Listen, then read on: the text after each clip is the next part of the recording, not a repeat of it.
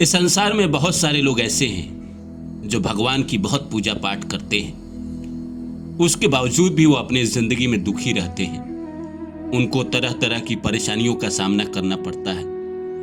और बहुत सारे लोग ऐसे भी हैं जो भगवान की पूजा पाठ कभी नहीं करते हैं, फिर भी वो जीवन में सुखी है, तरक्की कर रहे हैं, उनको लगातार सफलता मिल रही है। तो क्या कारण है कि पूजा पाठ करने के बावजूद भी दुख रहता है, परेशानी रहती है? इस वीडियो से हम समझेंगे। जो पहला है वो है सकाम भक्ति। जब पूजा सिर्फ इच्छाएं पूरी करने के लिए होती है तो आत्मा को शांति नहीं मिलती है, क्योंकि इच्छाएं कभी खत्म नहीं होती है। बहुत सारे लोग ऐसे हैं जो पूजा पाठ इसीलिए करते हैं कि अगर वो पूजा पाठ करेंगे तो उनकी इच्छा पूरी होगी, और इसी भावना को लेकर वो पूजा पाठ करते हैं। तो उनका पूजा पाठ उनको फल ही नहीं दे पाता है, क्योंकि जब पहले ही आप इच्छा रख लेंगे मन में और उसके बाद आप भगवान की पूजा करेंगे तो कहीं ना कहीं वो तो स्वार्थीपन हुआ ना, इसीलिए उसका फल नहीं आता है। दूसरा है कर्मों का प्रभाव, कर्म ऋण। स्पिरिचुअल नियम के अनुसार पुराने कर्म, पास्ट कर्मा यानी पिछले जन्म के कर्म या इसी जन्म के अभी तक जो आपने पीछे में कर्म किया है का फल मिलना तय है। जो भी आपने बुरे कर्म किए हैं पीछे के जन्मों में, चाहे इस जिंदगी में अभी से पहले, पूजा उसे पूरी तरह रोक नहीं सकती, सिर्फ सहने की शक्ति देती है। अब पिछले जीवन में इंसान जाने अनजाने में बहुत सारे ऐसे कर्म कर देता है जो उसको नहीं करना चाहिए। अब इस जिंदगी में इंसान अगर बहुत पूजा पाठ करता भी है तो पीछे के जन्मों के बुरे कर्म को रोक तो नहीं सकता, हाँ उसके प्रभाव को कम कर देता है, जिससे अगर आपके ज़िंदगी में दुख आता है, तकलीफ आता है, तो आपके अंदर ईश्वर इतनी शक्ति देते हैं कि आप उन दुखों को, उन तकलीफ़ों को सह सके, उसे कहीं ना कहीं बर्दाश्त कर सके। तो तीसरा है अहंकार का प्रवेश। मैं इतना पूजा करता हूँ, ये सोच धीरे धीरे अहंकार बन जाती है जो आध्यात्मिक प्रगति को रोक देती है।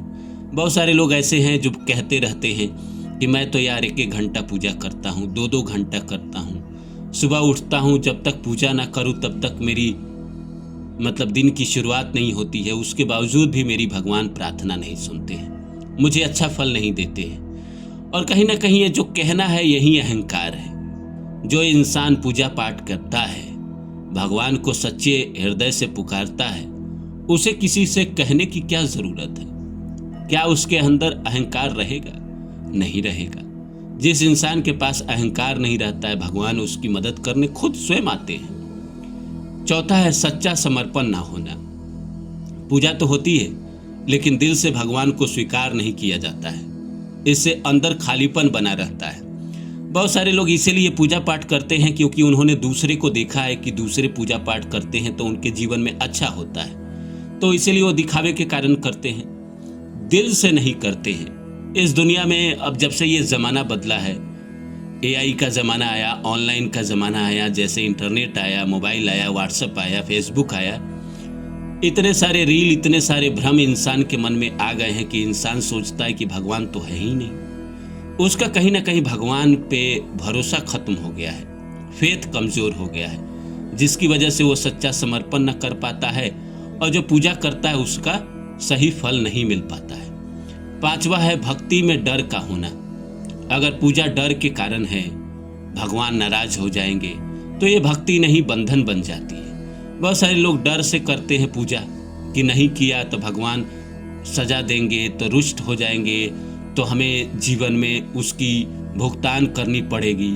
ये डर इंसान से पूजा करवाता है। तो पूजा तो डर के कारण करना ही नहीं है। पूजा तो आप तभी करो जब आपका दिल करे, जब आपको लगता है कि ईश्वर मेरे करीब है, ईश्वर मुझे पुकार रहे हैं या मैं ईश्वर को पुकारना चाहता हूँ, तभी इंसान को पूजा पाठ करना चाहिए।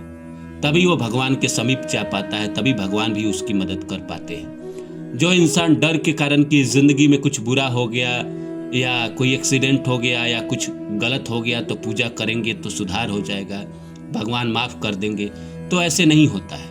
आपको करना है तो सच्चे हृदय से करना है, चाहे आपके दिन अच्छे चल रहे हो चाहे बुरे चल रहे हो, आपको करना ही चाहिए।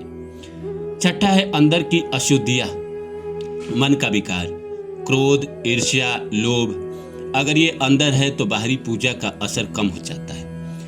अंदर से आप कहीं ना कहीं क्रोधी इंसान है, हर चीज़ पे क्रोध करते हैं। जैसे मैंने बहुत सारे लोगों को देखा है कि पूजा करते रहते हैं, अगर उस समय बच्चे खेल रहे हैं, कुछ गिरा दिए, उसी समय गुस्सा करने लगते हैं, दूसरे के प्रति ईर्ष्या रखते हैं, अपने मन में लोभ रखते हैं, लालच रखते हैं और उसके बाद भी पूजा करते हैं। तो ये कहीं ना कहीं जीवन में उस पूजा का फल नहीं आने देता है। सातवां है ईश्वर को सौदे की तरह देखना। मैं पूजा करूँगा, भगवान मुझे फल देंगे, ये लेन देन वाली सोच खुद पैदा करती है, दुख पैदा करती है। तो बहुत सारे लोग कहते हैं कि मैं भगवान के मंदिर में दान कर रहा हूँ, तो भगवान को मैंने 100 रुपया दिया तो भगवान को मुझे 1000 देना चाहिए। मैं पूजा कर रहा हूँ तो मेरा अच्छा होना चाहिए। ये लेन देन वाला जो है व्यापार बन जाता है। तो भगवान कोई व्यापारी तो है नहीं कि आपके साथ व्यापार करेंगे। जैसे भगवान कृष्ण गीता में कहते हैं कि कर्म करो, फल की चिंता मत करो, वैसे ही इंसान को पूजा पाठ करना चाहिए। अच्छा फल आए चाहे बुरा फल आए, उसको स्वीकार करना चाहिए, क्योंकि फल तो आपको वही मिलते हैं जो पीछे के जन्मों में आपने कर्म किया है। अगर पाप कर्म करके आए हैं तो उसके फल भोगने पड़ेंगे, पुण्य ज़्यादा किया है तो स्वाभाविक है अच्छे फल निकल कर आएंगे। 8वां है परीक्षा का समय। कभी कभी भगवान भक्त की परीक्षा लेते हैं। जैसे भगवान शिव या भगवान राम के भक्तों की कथाओं में देखा जाता है कि कठिनाइयाँ आत्मा को मजबूत करने के लिए आती है। भगवान के जीवन में भी दुख आया था, इंसान इस बात को नहीं समझता है। भगवान कृष्ण कितने वर्ष वन में रहे, अपने जीवन के अंतिम वर्षों में। बचपन में वो गांव में रहे, वहाँ भी कठिनाई। भगवान राम ने तो वनवासी सहा 14 वर्ष किया, उसके बावजूद भी अयोध्या लौट कर आए तो पत्नी वियोग। कहीं ना कहीं उनके लाइफ में भी तरह तरह की परेशानियां रही है। तो इंसान को भी जीवन में परेशानियां आएगी, कहीं ना कहीं ये परेशानियां आती है तो आत्मा को मजबूत करती है। 9वां है आसक्ति, अटैचमेंट। पूजा के साथ साथ अगर इंसान दुनिया की चीज़ों से बहुत जुड़ा हुआ है तो दुख बना रहता है। अब हर चीज़ का दुख, मुझे कूलर खरीदना है, एसी खरीदना है, मेरे पास ये नहीं है, मेरे पास गाड़ी नहीं है, दूसरे के पास धन है, मेरे पास धन नहीं है। ये बाहरी जुड़ाव जो है वो इंसान को कहीं ना कहीं दिल से पूजा पाठ करने नहीं देता है, जिसकी वजह से इंसान दुखी रहता है, परेशान रहता है, तकलीफ में रहता है। इंसान को चाहिए कि ठीक है, जो है मेरे पास, जितना ईश्वर ने दिया है उसको मैं स्वीकार करता हूँ, यही मेरी नियति थी, यही मेरी किस्मत थी, यही मेरा प्रारब्ध है। तो इंसान को उसमें कहीं ना कहीं सुकून ढूंढना चाहिए। लेकिन इंसान लालच अपने मन में रखता है, दूसरे से अपने आप का परतर करता है, ये कभी ना करना चाहिए। उसका किस्मत अलग है, आपका किस्मत अलग है। वो कुछ और कर्म करके इस दुनिया में आया है, आप कुछ और कर्म करके इस दुनिया में आए हैं, तो दोनों के फल अलग अलग होंगे। 10वां है आत्मज्ञान की कमी। सच्ची भक्ति का लक्ष्य आत्मा को जानना है। जैसे कि भगवत गीता में बताया गया है कि अगर ये समझ में नहीं आई तो पूजा सिर्फ एक रिवाज बन जाती है। जैसे भगवत गीता में बताया गया है ना कि जो सच्ची भक्ति है वो ईश्वर की खोज नहीं है, ईश्वर से कुछ लेना देना नहीं है, अपने आत्मा को समझना है, अपने आत्मा के असर को जानना है। सच्ची भक्ति का मतलब क्या है? जो है उसे स्वीकार करना और हर स्थिति में शांत रहना, यही सच्ची भक्ति का मतलब है। और जब पूजा आपको अंदर से बदलने लगे, शांत, धैर्यवान, निडर, तो समझो भक्ति जो है वो सही दिशा में है। वरना सिर्फ पूजा बढ़ाने से नहीं, चेतना बदलने से भी सुख मिलता है। मिलता हूँ किसी और वीडियो में, तब तक के लिए नमस्कार।